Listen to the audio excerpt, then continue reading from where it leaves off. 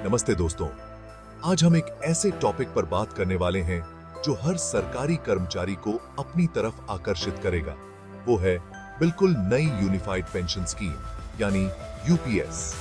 भारत सरकार ने प्रधानमंत्री नरेंद्र मोदी जी के नेतृत्व में ये नई पेंशन योजना शुरू की है। अगर आपने 1 जनवरी 2004 के बाद सरकारी नौकरी शुरू की है तो ये आपके लिए बड़ी खुशखबरी है। तो चलिए समझते हैं कि यूपीएस पहले से चल रही नेशनल पेंशन स्कीम यानी एनपीएस से कैसे अलग है। सबसे बड़ा फर्क ये है कि यूपीएस में आपको एक निश्चित पेंशन राशि मिलने की गारंटी है। एनपीएस तो मार्केट के उतार चढ़ाव पर निर्भर करती है, जिससे आपकी पेंशन में अनिश्चितता रहती है। लेकिन यूपीएस में आपको रिटायरमेंट के बाद एक स्थिर आय मिलेगी।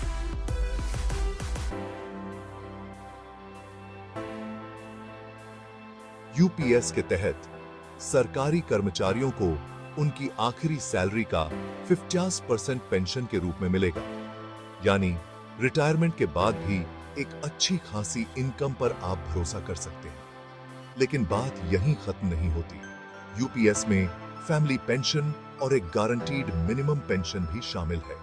किसी अनहोनी की स्थिति में आपके परिवार को आर्थिक सहारा मिलेगा, और अगर आपकी कमाई कम भी रही है तो मिनिमम पेंशन सभी लाभार्थियों के लिए एक बुनियादी आय सुनिश्चित करती है। अब बात करते हैं योगदान की। यूपीएस के लिए कर्मचारियों को कोई अतिरिक्त योगदान देने की जरूरत नहीं है। हालांकि सरकार भी अपना योगदान 14% से बढ़ाकर 18% कर रही है। ये बढ़ोतरी सरकार की इस बात की गवाही है कि वो आपके रिटायरमेंट के बाद की आर्थिक सुरक्षा के लिए प्रतिबद्ध है। अब यूपीएस और एनपीएस को एक साथ देखें। एनपीएस सरकारी और प्राइवेट दोनों कर्मचारियों के लिए उपलब्ध है, जबकि यूपीएस सिर्फ सरकारी कर्मचारियों के लिए है।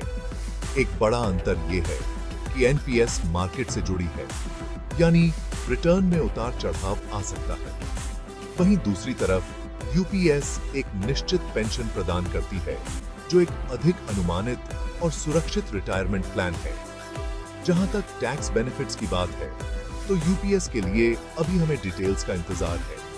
एनपीएस कुछ टैक्स कटौती प्रदान करती है, इसलिए यह देखना दिलचस्प होगा कि डिटेल्स सामने आने के बाद यूपीएस की तुलना कैसे होती है। यूपीएस का एक और रोमांचक पहलू यह है कि इसे 1 अप्रैल 2025 से लागू किया जाना है।